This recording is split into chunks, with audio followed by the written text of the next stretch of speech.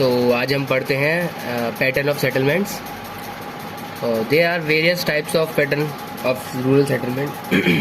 Some of the major pattern of rural settlement with example more described below. ठीक है, तो उसमें सबसे पहले हम बात करते हैं linear and double linear settlement की। Such settlement get developed along the side of a river और स्ट्रीम और canal and also along road and railway line in a linear manner. इस तरीके से हमारा रिवर है, स्ट्रीम है, कैनाल है या फिर कोई रोड है या रेलवे लाइन है, उसके अलोंग उसके एक वन साइड पे, सिर्फ ओनली वन साइड पे लीनियर टाइप में, लीनियर मैनर में हमारी सेटलमेंट होती है। उसको हम बोलते हैं लीनियर सेटलमेंट। ठीक है, कोई भी हमारा रोड हो सकता है, रेलवे लाइन हो सकती है, रिवर हो सकती है, स्ट्रीम हो सकती है। ठीक है, उसके वन साइड पे, ओनली वन साइड। तो this settlement is called linear settlement.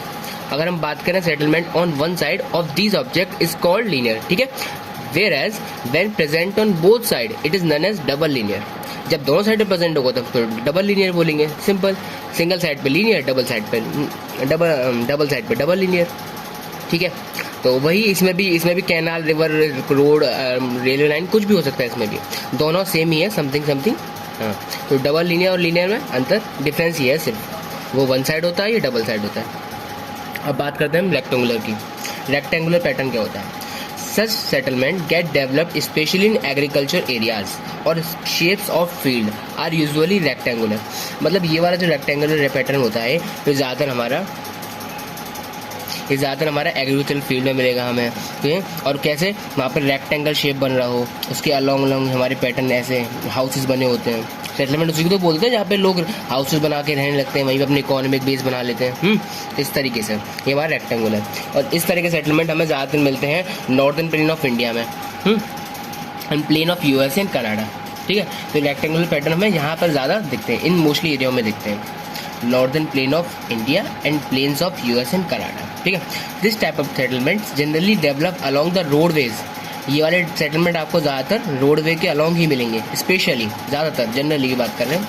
When two road cross each other, जब दो रोड आपस में क्रॉस करेंगे, जब दो रोड आपस में क्रॉस करेंगे, यहाँ पे 90 डिग्री का ऐसे एंगल बनेगा, वहाँ पर इस टाइप के सेटलमेंट को बोलते हैं रेक्टेंगुलर सेटलमेंट। अब बात करते हैं पैरेलल सेटलमेंट की। This type of settlement develop along both the bank of river, both side of national and state highway, railway track in different geoclimatic conditions situations. मतलब पैरेलल आपको दिख भी रहा है, पैरेलल मतलब ऐसी तो होता है एक लाइन यूँ, मतलब दोनों लाइन आपस में साथ साथ चलती रहें, कभी आपस में ना मिले तो उसको हम पैरेलल बोलते हैं। तो इस पैरेलल लाइन के अलोंग ही हमारा ये सेटलमेंट होता है, इसको हम बोलते हैं पैरेलल। बट अगर हम एक साइड की बात करें तो इसको लीनियर भी बोल सकते हैं वैसे हम, अगर इस साइड की बात करें इसको भी लीनियर बोल सकते हैं। बट ये यहाँ पर क्या बोला गया, national highway and state highway. ये भी बैंक के रिवर के बैंक के भी हम पैरेलल होता है, और हमने सब स्टार्टिंग में पढ़ा था लीनियर वाला, तो समथिंग सेम ही होता है। बट इस वाले को हम पैरेलल बोलेंगे और इस वाले को लीनियर बोलेंगे, क्योंकि रिवर तो हमारी ऐसे भी हो सकती है, रिवर ऐसे सीधी तो होगी नहीं बिल्कुल, तो इसको हम पैरेलल बोलेंगे, जो हमारी ऐसे सीधी होगी। ठीक है, और मोस्टली आपको नेशनल एंड स्टेट हाईवे में मिलते हैं पैरेलल सेटलमेंट। होते नहीं, हम गांव वगैरह में जाते हैं तो वहाँ पर ऐसे सीधे रोड होते हैं, यहाँ पे अलोंग यहाँ पे ऐसे घर बनाए रखे होते हैं लोगों ने वहाँ के। ठीक है, तो उसको हम बोलते हैं पैरेलल सेटलमेंट। अब बात करते हैं हम स्क्वायर सेटलमेंट की। इस सेटलमेंट में क्या होगा, आपको दिख ही रहा है, स्क्वायर शेप आता है, इस तरह का सेटलमेंट जहाँ पर वॉल बनी हो, वॉल के आसपास ऐसे अलोंग। ठीक है, ये शेप आ रहा है देखो स्क्वायर का, इसको बोलते हैं स्क्वायर सेटलमेंट। सिंपल, ये जनरली हमें ज़्यादातर फाउंड मिलता है हमें टर्की में, तुर्क जिसको बोलते हैं, टर्की। ठीक है, अब बात करते हैं हम टी शेप और क्रूसीफॉर्म सेटलमेंट। इसमें आपको नाम से ही समझ में आ रहा होगा कि ऐसा सेटलमेंट जिसमें टी शेप आ रहा हो, देखिए ये टी शेप आ रहा है। यहाँ पर एक main road, generally found a main road, national highway and a state highway connect a subsidiary road almost at right angle. देखिए ये मेन रोड है हमारा, मेन रोड नेशनल हाईवे या फिर स्टेट हाईवे, और यहाँ पर ये समझ लीजिए कोई किसी टाउन में जाने का रास्ता है, किसी सिटी में जाने का रास्ता है, या फिर किसी विलेज में जाने का रास्ता है। तो ये हमारा सब्सिडरी रोड हो गया और ये हमारा मेन रोड हो गया। तो मेन रोड हमारा सब्सिडरी रोड से कनेक्ट होता है at right angle, almost at right angle. ठीक है, तो उसको बोलते हैं टी शेप या फिर क्रूसीफॉर्म। कभी कभी हमारे एग्जाम में जो यूपीएससी वगैरह जो हमारे कंपटीशन एग्जाम होते हैं तो उसमें हमारे क्रूसीफॉर्म से भी आ जाता है, तो आप कंफ्यूज मत हो ना, ये क्रूसीफॉर्म और टी शेप एक ही होता है। अब बात करते हैं वाई शेप सेटलमेंट की।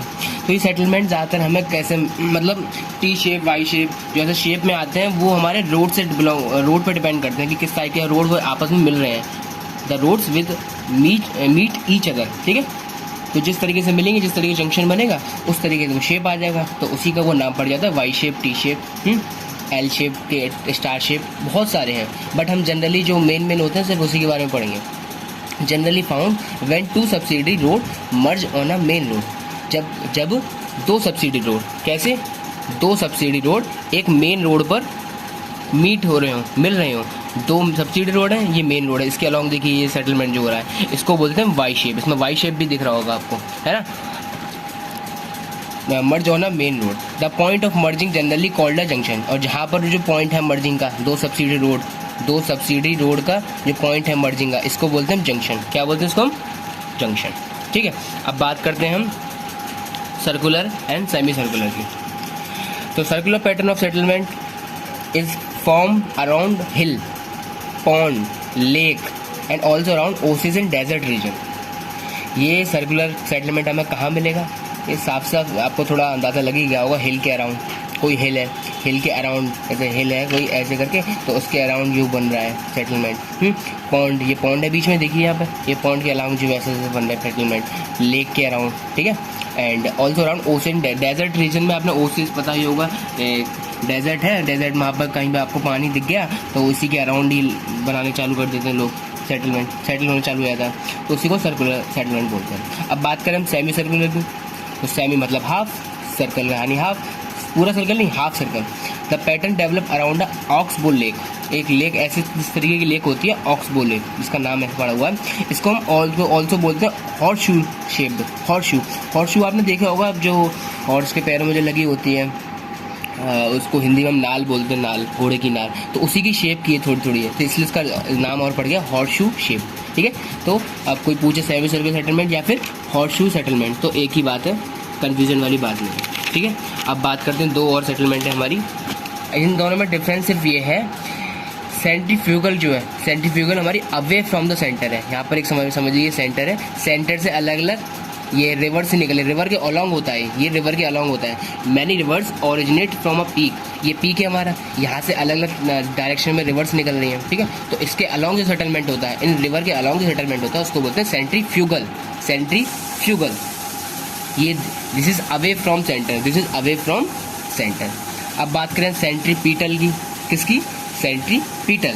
तो इसमें क्या होता है, reverse combine in a valley, जैसे हमारे माउंटेन होते हैं, ये माउंटेन है, ठीक है, इनके बीच में ये यहाँ से और यहाँ, इन दोनों के बीच में जो नीचे वाली जो डीप वैली जो होती है, मतलब नीचे गहराई जो होती है, इन दोनों के बीच में गैप जो होता है, इसके हाँ उसको बोलते हैं वैली। क्या बोलते हैं इनको? वैली। तो इन वैली पे आके जो ये रिवर यूँ ऐसे ऐसे मिलती हैं आपस में, इनके अलॉन्ग जो सेटलमेंट होता है इसको हम क्या बोलते हैं? सेंट्रीपिटल। तो this is towards the centre, this is towards the, देखो ये रिवर सब इस सेंटर के टुवार्ड आ रही है, इसकी तरफ आ रही है, तो उसके अलॉन्ग जो सेटलमेंट है उसको यही बोलेंगे हम, सेंट्रीपिटल। तो ये हमारे ये 9 टाइप के हमें सेटलमेंट पड़े। तो आई होप ये वीडियो आपको पसंद आई होगी, और ये पैटर्न, ये जो रूरल सेटलमेंट के पैटर्न थे, ये भी आपको समझ ही आ गए होंगे। अगर कोई भी दिक्कत लगे, कोई भी नहीं समझ में आए, तो आप मुझे कमेंट कर सकते हैं इन द कमेंट बॉक्स, ठीक है। अब आने वाली वीडियो में हम पढ़ेंगे classification of urban settlement based on function and size, ठीक है। तो बने रहिए हमारी यूट्यूब चैनल के साथ। Thank you.